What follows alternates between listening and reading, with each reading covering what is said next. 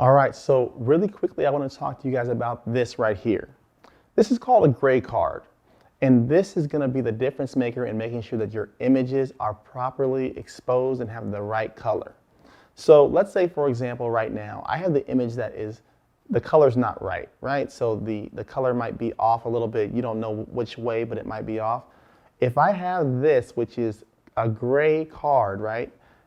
I can go in post and I can click any part of this card and it will make the image correct like that.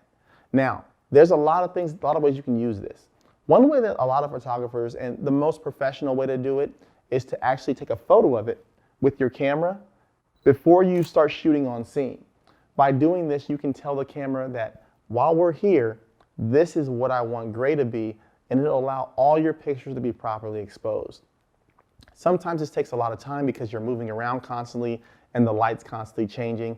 So one thing that I do is that I actually take a photo of this before I start the video shoot or before I start the photo shoot, and then I use this photo in post in order to just make changes to all my photos.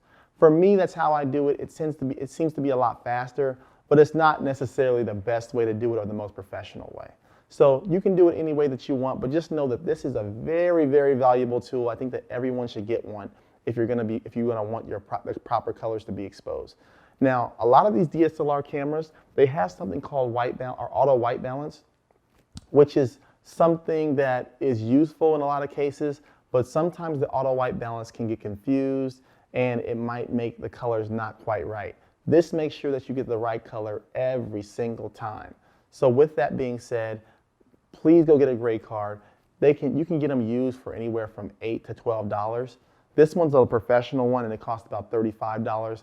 I don't recommend getting this to start off. Just get a used one for $8 to $10, but you have to have this in your arsenal. So with that being said, I think that we know the basics. We're gonna go out and we're gonna talk a little bit more about ISO, shutter speed, and aperture and getting the proper exposure.